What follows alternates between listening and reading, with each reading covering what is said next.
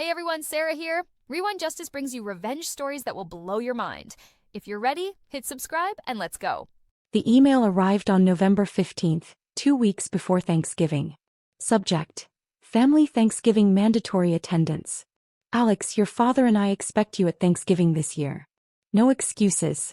We're having a family discussion about your ongoing fabrications, and it's time to address this situation properly.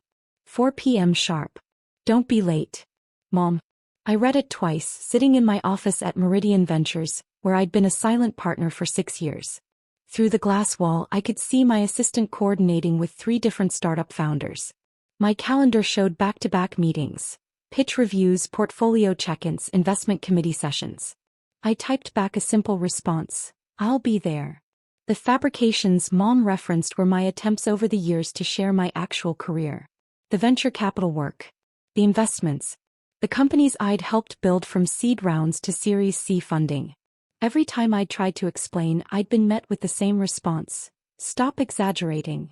That's not realistic. Why do you always make things up? Eventually I'd stopped trying. My younger sister Melissa was the family success story. MBA from Wharton, marketing director at a Fortune 500 company, married to a successful orthodontist. Her achievements were real, measurable, acceptable. Mine, according to family consensus, were delusions of grandeur.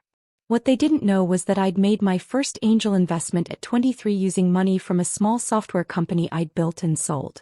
That investment turned $50,000 into $800,000 when the startup got acquired.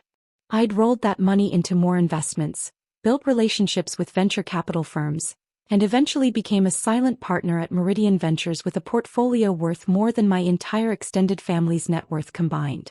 But to them I was just Alex. The one who played around with computers. The one who worked from home doing who knows what. The one who had never had a real job. I dressed carefully for Thanksgiving. Business casual. Nice enough to be respectful, understated enough not to attract attention. I'd learned years ago that showing up in the Tom Ford suits I wore to investment meetings only made things worse. Who are you trying to impress? Dad had asked once. Playing dress-up doesn't make you successful. So I played their game. I dressed down. I drove my 5-year-old Audi instead of the Tesla. I wore the Fossil watch instead of the Rolex sitting in my safe. I wasn't hiding. I was surviving. Mom and Dad's house was already full when I arrived at 3:55 p.m. Aunt Carol's Lexus. Uncle Jim's Mercedes. Melissa's BMW. The driveway looked like a luxury car dealership and my Audi fit right in. Not too flashy, not too modest, perfectly forgettable. The smell of turkey and judgment hit me the moment I opened the door. Alex. Aunt Carol swept over, air-kissing both cheeks. So glad you could make it. Your mother said you might not come. I wouldn't miss it, I said. Still doing your computer thing? She didn't wait for an answer. Melissa just got promoted again. Did you hear? Senior Director of Global Marketing. Such an impressive title. That's great for her. Uncle Jim clapped me on the shoulder. How's the job hunt going? Your dad mentioned you're still freelancing. I'm not freelancing, I said. I work in venture capital. He laughed. Right. The investment thing. Well, we all have our hobbies. I smiled and said nothing. The living room was full of relatives, cousins, aunts, uncles, plus Melissa and her husband Brandon. Everyone was dressed for success, everyone had accomplishments to share, and everyone looked at me with that mixture of pity and condescension reserved for the family disappointment. Mom appeared from the kitchen, wiping her hands on an apron. Alex. You're here. You said 4 p.m. sharp. I did. She studied my outfit, khakis and a button-down. Nice. Simple. Thanks, Mom. Dad stood by the fireplace with Uncle Jim and Melissa's father-in-law, discussing golf handicaps and market trends. He nodded at me. Just a nod. No hug, no greeting, just acknowledgement of my presence. Dinner will be ready in 30 minutes, Mom announced. But first we need to have a family meeting. The room went quiet. This was clearly planned. A meeting? I asked. Yes. Mom gestured to the dining room. Everyone, please sit. We filed in like students to detention. The dining table was set for 15, but the food wasn't out yet. This wasn't about dinner. This was about something else. Mom remained standing. Dad joined her at the head of the table. I sat in my usual spot, middle of the table back to the kitchen between Aunt Carol and my cousin Derek. Thank you all for coming, Mom began. I know this is unusual, but I've asked everyone here today because we have a family matter to address. Melissa shot me a look. Sympathetic? Smug? I couldn't tell. For years, Mom continued, Alex has been making claims about his work. About investments. About being involved in major companies. About having significant wealth. My stomach tightened. We've all heard these stories, she went on. The startup investments. The venture capital firm. The millions of dollars in portfolio companies. And we've all been polite. We've all let it slide because we didn't want to embarrass him. Uncle Jim nodded. Aunt Carol pursed her lips. Derek looked uncomfortable. But I've become concerned, Mom said, her voice taking on that tone she used when she was about to deliver bad news gently. Concerned that Alex might actually believe these fantasies. Concerned that he might need help. Mom, I started. She held up a hand. Please. Let me finish. I love you, Alex. We all love you. But this has gone on long enough. So I did something. She reached into a folder on the buffet table. I hired a private investigator. The room erupted in murmurs. A private investigator? Melissa's eyes went wide. Yes. A thorough background check. Employment verification. Financial records. Everything. Mom pulled out a business card. Mr. Richard Hartley. 20 years of experience, former IRS investigator, specializes in financial forensics. My heart was pounding, but I kept my face neutral. I paid $8,000, Mom said, to get the truth. Because I believe that once we all see the facts, the real facts, we can help Alex move forward. Help him let go of these delusions and build an actual career. Dad spoke up. We're not trying to humiliate you, son. We're trying to help you. But first you need to face reality. I've been trying to show you reality for 6 years, I said quietly. You've been showing us stories, Dad corrected. Claims without evidence. Today we get evidence. Mom checked her watch. Mr. Hartley should be here any moment. He'll present his findings and then we can all move forward together as a family. The doorbell rang. Mom practically ran to the door. I heard low voices in the foyer, then footsteps. She returned with a man in his early 60s, gray hair, sharp eyes, carrying a leather briefcase that looked expensive. Everyone, this is Richard Hartley, Mom announced. Mr. Hartley, thank you so much for coming on a holiday. Not at all, Mrs. Chin. I appreciate families that take these matters seriously. His eyes scanned the room, landing on me. Something flickered in his expression. Recognition? Assessment? He was gone before I could identify it. Mom gestured to an empty chair at the head of the table. Please sit. We're all eager to hear what you found. Mr. Hartley sat, opened his briefcase and pulled out a thick folder. Before I begin, I want to clarify my methodology. Mrs. Chin hired me to conduct a comprehensive background investigation on her son, Alex Chin, age 32. She expressed concerns about claims he'd made regarding his career and financial status. That's correct, Mom confirmed. I conducted a 60-day investigation. This included employment verification, financial records analysis, corporate registration searches, tax return reviews, and interviews with business associates. He paused. The investigation was thorough. And Dad leaned forward. Mr. Hartley opened the folder. Let's start with employment history. Alex Chin has no traditional W-2 employment in the past 8 years. Mom's expression was triumphant. See? No real job. However, Mr. Hartley continued, he does have extensive 1099 income and K-1 partnership distributions. The triumph faded slightly. What does that mean? It means he's self-employed and owns stakes in multiple business entities. Mr. Hartley pulled out the first document. Alex Chin is registered as a general partner in Meridian Ventures, a venture capital firm based downtown. The firm was founded in 2018 with $50 million in committed capital. The room went silent. $50 million? Uncle Jim repeated. Initial fund size, yes. The firm has since raised 2 additional funds. Total assets under management currently stand at $340 million. I watched Mom's face cycle through confusion, disbelief, and something close to panic. As a general partner, Mr. Hartley continued, Alex Chin owns 15% equity in the management company and receives 20% carried interest on profitable investments, standard for the venture capital industry. What does that mean in English? Aunt Carol asked. It means he gets paid in two ways: management fees based on total fund size and profit sharing when investments succeed. Mr. Hartley consulted his notes. His K1 income from Meridian Ventures last year was $2.8 million. Someone dropped their fork. I think it was Derek. That can't be right, Mom said. Alex, tell him that's wrong. I met her eyes. It's correct. But you said you made $8,000. She was gripping the table. For this investigation. You asked me to come to Thanksgiving, I said calmly. You didn't ask about my income. Mr. Hartley wasn't finished. The investigation also revealed Mr. Chen's personal investment portfolio. He's listed as an angel investor in 23 different companies. He began reading names. Some I'd exited profitably.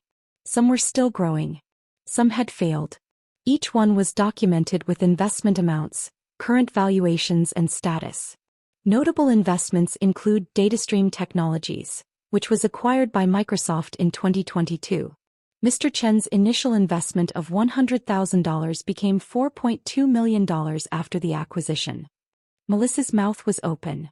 Brandon looked like he was doing math in his head. CloudSync, currently valued at $180 million, Series C funding. Mr. Chen owns 3% of the company from a seed round investment of $50,000. Current paper value, approximately $5.4 million. Mr. Hartley continued through the list. Each investment detailed. Each return calculated. Each success documented. In total, he concluded, Mr. Chen's personal investment portfolio, excluding his partnership stake in Meridian Ventures, is valued at approximately $127 million based on current market valuations and recent funding rounds. The silence was absolute. Mom's face had gone from triumphant to confused to pale. She looked like she might faint. $127 million? Dad's voice was hollow. That's the conservative estimate, Mr. Hartley said. Some of these companies are likely to increase in value with subsequent funding rounds or acquisitions. The actual realized value could be significantly higher. This has to be a mistake, Mom insisted. Alex doesn't act like he has that kind of money. He drives an old car. He wears cheap clothes. He lives in a small apartment. I drive a 2020 Audi A6, I corrected. It's not old, it's practical. And I live in a 3-bedroom condo in the Pearl District that I bought for cash in 2019. It's worth $1.8 million now. You bought a condo for cash? Melissa's voice cracked. Yes. Mr. Hartley pulled out more documents. Property records confirm this. The condo is owned outright, no mortgage. Additionally, Mr. Chin owns a vacation property in Bend, Oregon, valued at $950,000, also owned outright. Why didn't you tell us? Mom's voice was small now, all the authority drained out of it. I did tell you, I said. For 6 years I've told you about the investments, the companies, the work I do. You told me I was lying. You told me to get a real job. You told me to stop making things up. But we didn't know, she protested. Because you didn't ask, I said. You didn't want to know. You wanted me to fit your idea of success. A traditional job, a corporate title, something you could explain to your friends at the country club. When I didn't fit that mold, you decided I was a failure. Dad found his voice. You let us think you were struggling. I let you think what you chose to think, I corrected. I answered honestly when asked. You just didn't believe the answers. Aunt Carol spoke up, her voice uncertain. But Alex, you never act wealthy. You never spend money on nice things. I spend money on what matters to me, I said. I invest in companies that are trying to change the world. I support founders who are building something meaningful. I don't need a Ferrari to feel successful. Uncle Jim cleared his throat. When you said you worked in venture capital, I thought you meant you were trying to get into venture capital. Like an intern or something.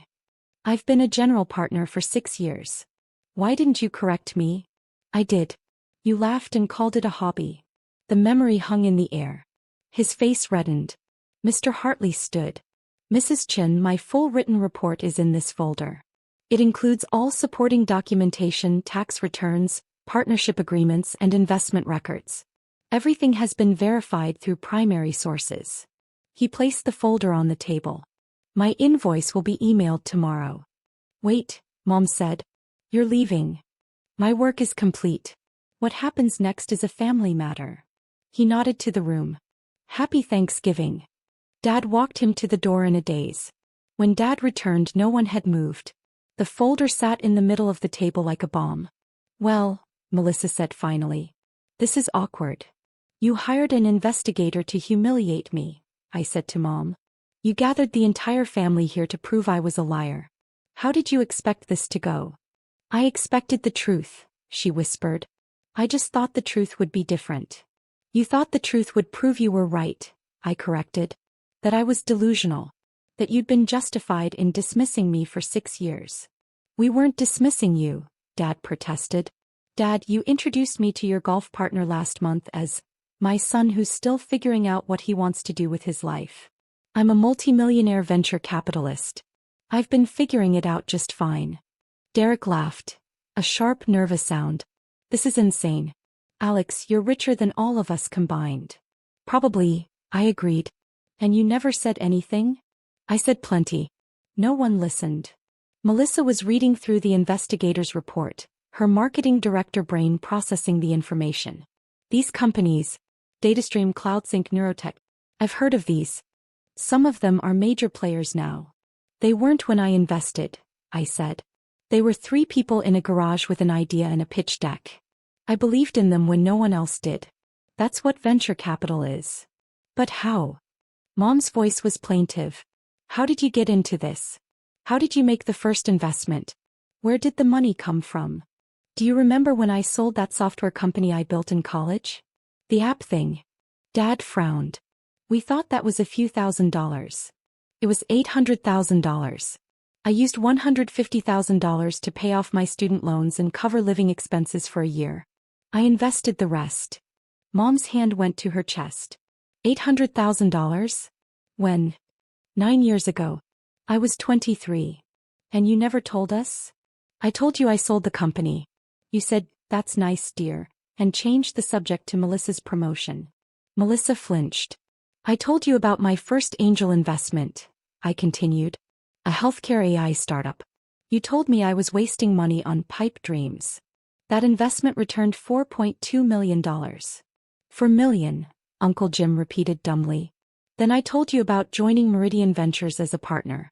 You asked if they were paying me or if I was just helping out. I explained the partnership structure. You patted my head and told me to be careful not to get scammed. The memories were spilling out now, each one a small cut that had accumulated into a deep wound. Every success I tried to share with you. Every win I wanted you to celebrate with me.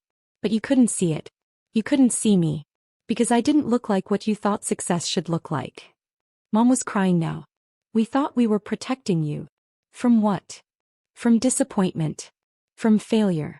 From those people who prey on young people with big dreams. I wasn't being preyed on, I said.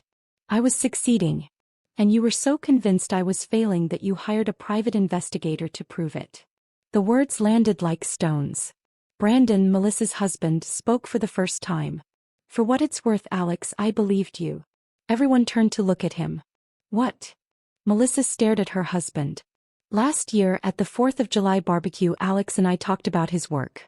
He explained venture capital, his portfolio, his strategy. It made sense. I asked why he didn't talk about it more and he said. Brandon paused. He said the family wasn't interested. Why didn't you say something? Melissa demanded. Because it wasn't my place. And honestly, I thought you all knew and just didn't talk about it.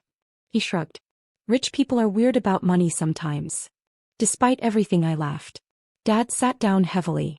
What do we do now? What do you mean? I asked. How do we fix this? How do we make this right? I don't know if you can, I said honestly. You can't unhire the investigator. You can't take back 6 years of dismissing my career. You can't undo the damage. But we can try, Melissa said. Can't we? We can at least try to do better going forward. I looked at my sister. We'd never been particularly close. She was the achiever, I was the disappointment, and those roles had defined our relationship. But now, with everything exposed, maybe there was a chance for something different. I'd like that, I said carefully. But it has to be real. I can't go back to being treated like the family charity case. You were never, Mom started. Mom, you asked me last Christmas if I needed money for rent. I was already a multimillionaire. She closed her eyes. I remember. You said you were fine, and I thought you were too proud to admit you were struggling. I was fine. I am fine. I've been fine. Aunt Carol was still processing. So when you said you were investing in that medical device company, that was real? Neurotech. Yes. $200,000 seed investment. They just closed a Series B at a $300 million valuation. My stake is worth about $18 million. She made a choking sound. And that thing about advising startups? Uncle Jim asked. I sit on the boards of 6 companies.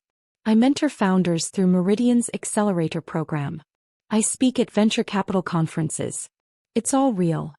The conferences we thought were computer gaming conventions, Dad said slowly. I never said they were gaming conventions. You assumed. He rubbed his face. We assumed a lot of things. Derek spoke up.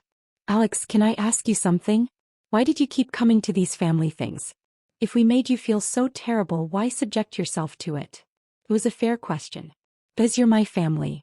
And I kept hoping that eventually one of you would see past your assumptions. Would ask real questions. Would want to know who I actually am, not who you think I should be. And now? Mom asked. Now you know. The question is what you do with that knowledge. Melissa closed the investigator's report. I think I owe you an apology. A big one. I've been competitive. Jealous even. I thought I was the successful one, the one who did everything right. And I've kind of lorded that over you. Kind of. I raised an eyebrow. Hey, a lot. I've definitely lorded it over you. And now I find out you've been running circles around all of us financially while I was bragging about my 6-figure salary. She laughed bitterly. I feel like an idiot. You're not an idiot, I said. You're successful in your own right. We just measure success differently. You measure it in millions, she pointed out. I measure it in companies built, founders supported, innovations brought to market. The money is a side effect. Brandon nodded. That's actually really cool. Can we talk about your portfolio sometime? I've been thinking about angel investing. Sure. Family discount on advice. You charge for advice? Aunt Carol looked scandalized. I consult for $15,000 per engagement, I said. But for family, I'll make an exception. The number hung in the air. 15,000, Uncle Jim repeated. Per consultation. Per engagement. Usually 8 to 10 hours of work analyzing a company, reviewing financials, strategic planning. And people pay this? I had 27 consulting engagements last year. Derek did the math. That's over $400,000 just in consulting. Plus my partner distributions from Meridian, plus returns on my personal investments. Yes. Mom was looking at me like she'd never seen me before. You're 32 years old and you're worth over $100 million. On paper. Most of it's illiquid, tied up in companies that haven't exited yet. But yes, that's the current valuation. And you still wear clothes from Banana Republic, she said. I like Banana Republic. They have good sales. Despite everything, she laughed. It was a watery, overwhelmed laugh, but it was genuine. You're definitely your grandfather's grandson. Grandpachin would be proud, Dad said quietly. He always said the smartest wealth is invisible wealth.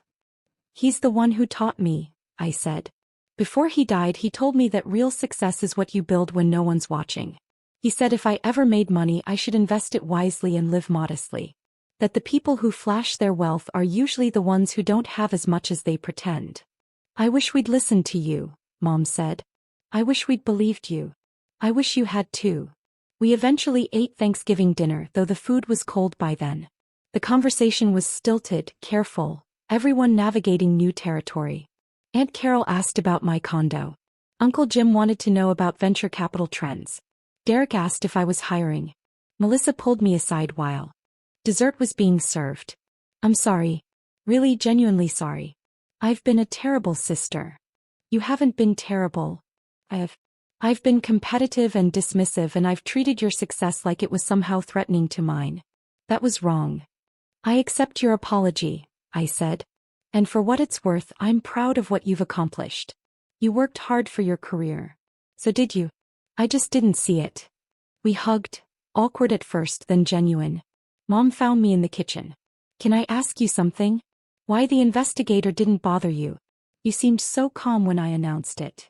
Because I knew what he'd find, I said simply. I've been telling you the truth for 6 years. I knew that any legitimate investigation would confirm it. You weren't worried at all? I was disappointed that it came to this, that you trusted a stranger's research more than your own son's word. But worried? No. She flinched. That's fair. That's more than fair. She paused. Can I see your office sometime? At Meridian Ventures. Really? I'd like to understand what you do. Actually understand it. I'd like that too. As I was leaving, Dad walked me to my car. Your mother means well. We both do. I know. We failed you. As parents, we failed to see who you really are. You see me now, I said. That's something. Is it enough? I considered the question. It's a start. We'll see where it goes from here. He handed me an envelope. This is the $8,000 your mother spent on the investigator. It seems wrong for her to pay for it when it was our mistake. Dad, I know you don't need it. But please, let us do this one small thing. I took the envelope. Okay. He hugged me. Actually hugged me, not the awkward side pat we usually did. I'm proud of you. I should have said it years ago. Thanks, Dad. I sat in the conference room at Meridian Ventures, preparing for a pitch meeting. My phone buzzed with a text from Mom. Mom, lunch this week? I'd love to hear about that healthcare AI company you mentioned. Me, Thursday work? I can show you the latest pitch deck. Mom, perfect. Your father wants to come too. Me, the more the merrier. Another text came through, this time from Melissa. Melissa, my company is looking at acquiring a startup. Can I run the financials by you? Happy to pay your consulting fee. Me, family discount applies. Send me the deck. Melissa, you're the best. Also, Brandon won't stop talking about that angel investing intro you gave him. Me, he's a natural. Good instincts. The door opened and my assistant poked her head in. The founders from Quantum Leap are here for their Series A pitch. Send them in. 3 nervous 20-somethings filed in, carrying laptops and dreams. They looked exactly like I had 9 years ago. Full of ideas, short on validation, desperate to be believed. Thanks for meeting with us, the CEO said. We know you're selective about your investments. I am, I agreed. But I'm here because your technology is interesting and your team is solid. So convince me. They pitched for 45 minutes. The technology was brilliant. The market timing was right. The team had the expertise. I'd seen this pattern before. The same pattern that had made me $127 million. What do you think? The CEO asked when they finished. I smiled. I think we should talk about term sheets. I'm in. Their relief was palpable, their excitement genuine. They didn't know my net worth. They didn't know my track record. They just knew I believed in them. Sometimes that's all anyone needs. That evening I drove to my parents' house for dinner. Not a holiday, not a mandatory family gathering, just dinner. Dad was grilling steaks. Mom was making her famous roasted vegetables. Melissa and Brandon were already there, discussing a potential investment property. Alex. Dad called from the deck. Just in time. How do you like your steak? Medium rare. Good man. I sat on the deck with a beer, watching my father grill and my mother set the table inside. Melissa came out to join me. This is nice, she said. Normal. It is. Think we can keep it this way? I hope so. Mom called us in for dinner. We sat around the table. The same table where 6 months ago, an investigator had revealed my $127 million portfolio to a room full of skeptics. How was your day? Mom asked. Good. Just funded a quantum computing startup. That sounds exciting, she said, and I could tell she meant it. Tell us about it. So I did. I told them about the technology, the founders, the market opportunity. They listened. They asked questions. They engaged. Dad raised his glass. To Alex. Who was right all along? To family, I countered. Who's learning to listen? We clinked glasses as the evening sun streamed through the windows. The investigator's report was probably still in Mom's filing cabinet somewhere, a $8,000 receipt for a lesson in humility and trust. But the real value wasn't in the report. It was in this moment, this dinner, this family that had finally learned to see me. Not because I'd proven myself. Not because an investigator had validated my claims. But because we'd all chosen to do better, to try harder, to actually show up for each other. That was worth more than any investment in my portfolio.